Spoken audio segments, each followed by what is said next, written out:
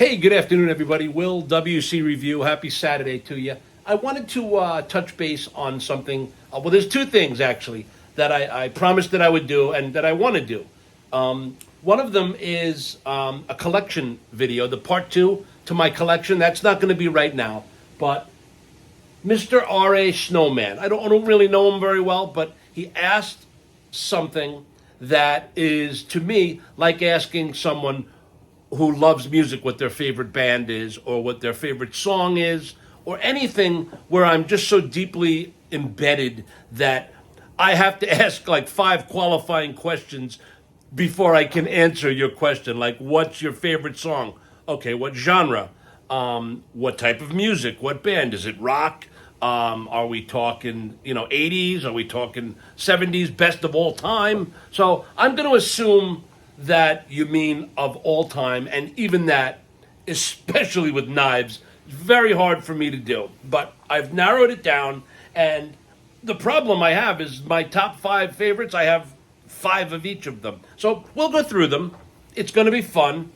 And I know as soon as I'm done and as soon as I post the video, I'm going to see a knife and I'm going to go, shit, that belongs there and I shouldn't have, but who cares? This is all for fun. It's not like I'm being judged or there's a penalty for it. So of all of my collection, I have a pretty large collection, I think I would say. There's a knife that, in my opinion, belongs in the top five of everyone's collection, but who am I to say? And that is the AD-10 by Cold Steel. This happens to be the Tonto, but I'm working on ums, I'm sorry. This is the Tonto in S35. I have several others. I should have got them. They're over there, but take my word for it. This is the all blacked out AD-10. Love, love, love it. I have the green handle AD-10 S35. Just an iconic knife and blade in a very affordable budget price tag, but I absolutely love it. Now, here's another thing as far as qualifying questions. I have a knife that's in my top five that I almost never carry, but it's still one of my favorites, and it's still going to make it into the top five. By the way, I have two other... You know what? Fuck it. Hold on.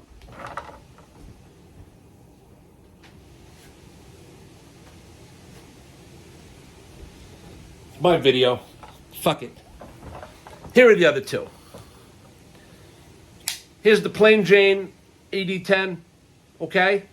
And for people who don't know, Cold Steel sends you a pocket clip for the opposite side of the knife because it's not, you can't just flip it over, it has a different shape. So I just think that that's a little bit of attention to detail and pretty cool thing. This is just a badass knife, and I went to Blade Show, and know that's the third thing that I'll have to talk about is my experience at Blade Show.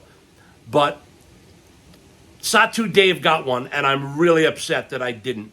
Cold Steel is putting out a full-tie Demko AD-10, and I wanted one, and I should have got one, but I didn't. Dave seems to think they made 100. I remember, or I think I remember, reading that they made 1,000 of them. Either of us could be right. I don't know, and it doesn't matter. But if any of you know where I can get my hands on a full-tie AD-10, please let me know.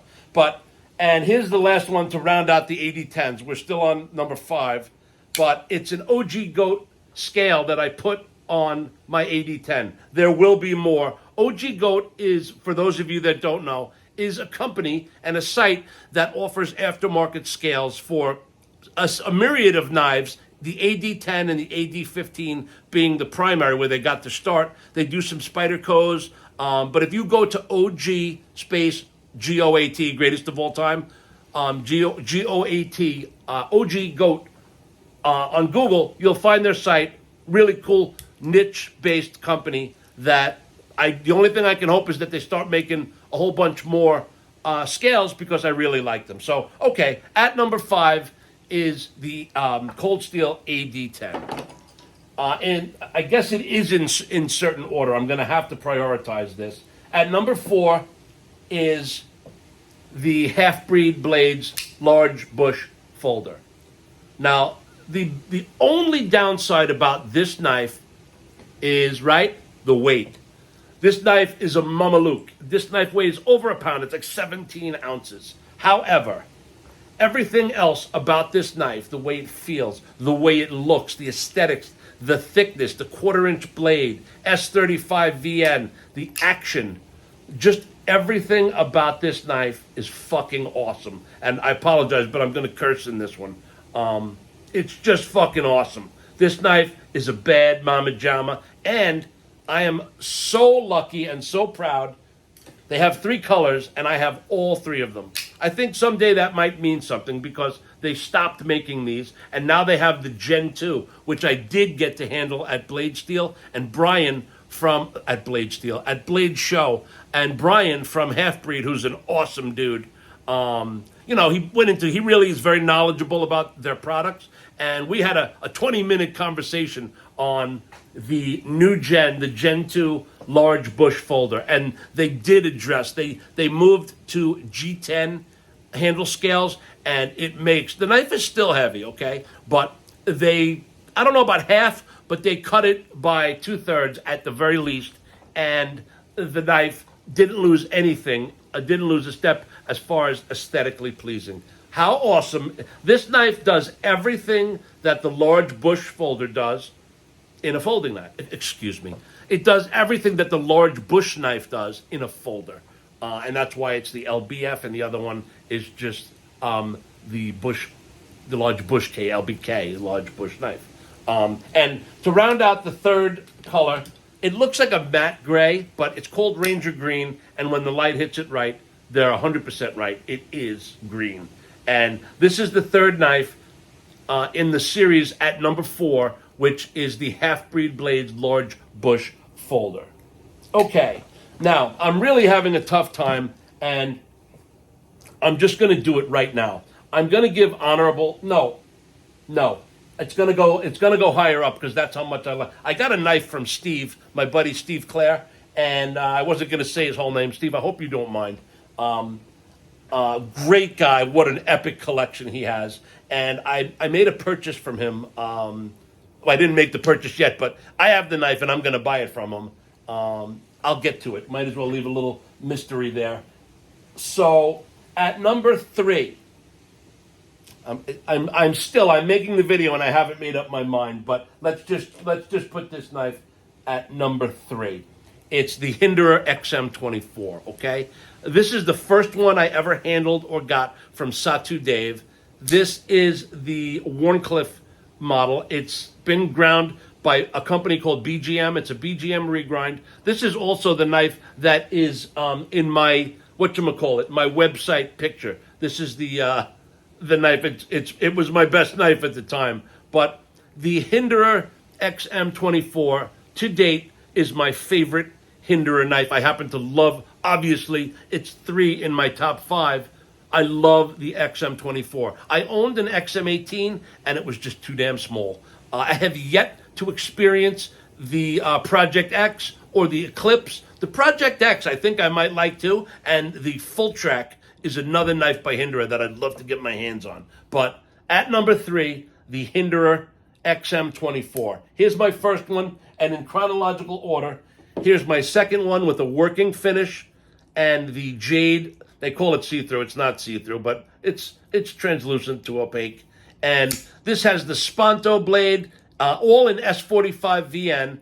The number one I told you about the blade. Number 2 of the Hinderers has the Sponto blade, and it's got that etching on it. I'm not a fan of it. If I can find a way to get it off without having to pay for it, I might do that. But otherwise, the next thing I plan to do with this particular XM24 is locate a full tie scale and make this my full tie version, okay? So where are we up to? 9 minutes already? Jesus. All right. So my next XM24 is the Spear Point, okay, with bronze, battle bronze side. I went and I got the horsehead scale in red micarta, and I put copper hardware on the knife, okay? S45 VN Spear Point. You can see right there that it's not the Sponto or Tanto, it's the Spear Point, okay? Moving right along. Now, This deserves a mention because I went to Blade Show, as I told you. I walked around. I had the money to spend. I did not want to do it lightly. I walked past the Hinderer booth probably 5 times, 6 times. Excuse me, let me get a drink. I'm getting parched here. Long story short, I walked past the Hinderer booth 5, 6 times. I handled knives. I asked them to put one to the side, and this is the one I pulled the trigger on. It's the only knife I bought at Blade Show, and it's a Hinderer XM24 with the marbled blue fat carbon scale, copper hardware, light battle blue lock side, spear point blade, and it's just butter. This knife is just fucking awesome. I absolutely love it. It's obviously the Triway, and I did go ahead and switch all of them to phosphor bronze washers. That's how I like my knives.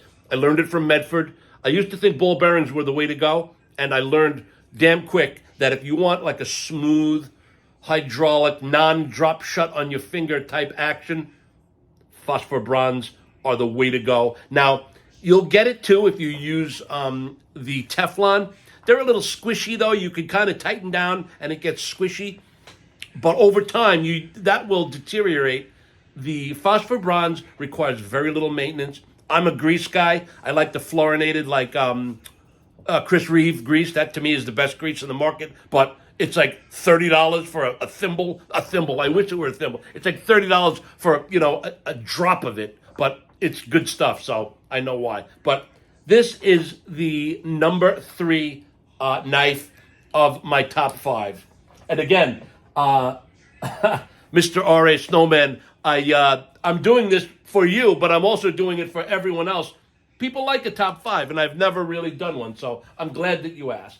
Now, the number 2 spot, I'm sorry, but I have a tie for number 2, and I'm just going to do it that way. I'm drawing a blank. The Spartan Harsey, the Spartan Blades Bill Harsey edition is my number 2, my solid number 2. Okay, this is a 4-inch blade. This one's an S45. This is a plain one. Okay, I happen to sometimes less is more. I love this knife. Fits great. The action is unbelievable. Love it. I don't really have that much more to say about it other than it's my number 2 knife. And I probably, if I could go back, would put the Hinderer at number 2 and this at number 3, but so be it. That's how highly I think of these, though. The action, this is the Longboat edition, the laser-etched edition, and this one is in Magna Cut. I've told you the story about this. I returned the knife for Lock Rock, and they returned it to me and rebladed it with a Magna Cut blade, which I didn't notice for like 5 hours. And then after I looked at it, I'm like, hey, that doesn't say S45. It says friggin' Magna Cut. And I wound up talking to the guys at the Spartan booth, and they actually remembered it and mentioned that when they come to a situation like that, just to keep the customer happy, they rebladed the knife and gave me a Magna Cut blade. So hoorah for them, and thank you. So here's the other tie for second place. Wait, I'm really fucking up here. So that's a tie for second place, and we're gonna have a tie for first place too because I'm a moron. But the Daiware Hyper 90. I mean, look at this thing. This is a sick knife. The action is sick. It's very unique. It's a sub 8-inch knife that I absolutely love. I do carry this. The large bush folder, I love that enough to put in my top 5, and I almost never carry it. I sit home and I play with it, but I absolutely love it. The Daiware Hyper 90. I also have a Solo. I don't think I brought it over, but this particular knife and Daiware deserves honorable mention. That's how highly I think of it. So my number 1 knife, there's 2 of them, okay?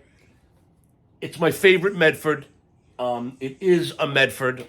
As far as I'm concerned, Medfords are I don't care about all the nonsense that's going on and the fucking drama with Greg and everyone else. I like Greg very much, and that's all I'll say. I like his company even more, and most importantly, I like his knives, and that's what fucking matters, okay? So the Anbele is my number 1 favorite knife and my favorite Medford knife. Now there's the number one knife. There's so many ties for that, but here's one. This one's in bronze. Okay, it's an S45 blade. I have another S35 VN. What should we call it? All PVD with flamed flamed pocket clip and hardware. Sorry, couldn't get that one out. Just the action, everything. And I will say, some of these are hard to flip, but not this one. I have this one, and here's the third of my collection. It is all tricked out. It's just absolutely bronze and steel. I don't know if they call that the Terminator version, but S35 VN on belay. And it's like, this is like my top 7 or 8, okay? So I apologize. I'm a moron and I can't help myself. But also tied at number 1, another knife that I don't really carry that much, but it's just, once you've handled one, once you've seen one, the Praetorian tie, also by Medford. I literally just today mailed out my other Praetorian tie. It is a faced and flamed Praetorian tie with a 3V Vulcan blade that I want to get devulcanized because I'm not a big Vulcan fan. Some of them are spectacular, but some of them aren't, and I want to get it tumbled and polished, and I went through the legacy plan at Medford. If you don't know what that is, I won't go into great detail, but if you go to the site and look up the legacy plan, they'll explain it. It's a way to take a knife that you may happen to own and want to change, or got at a good price and maybe want to alter it to your own liking. You can do that for a price. You tell them what you want, you mail it in, and they'll make it happen for you. I mean, that's pretty damn cool in my opinion. I don't know of any other companies that are doing that, so thank you, Greg. Great idea. Again, 0.26, 260 thousandths thick blade. This is a battle knife. This knife I do carry. I love it, and it is my number 1 favorite. And what did I forget? There is one that also deserves honorable mention. I don't even have it on the table, but it used to be my favorite, and that's the Jake Hoback Husky knives. You know what? We're up to 17 minutes. Hold on.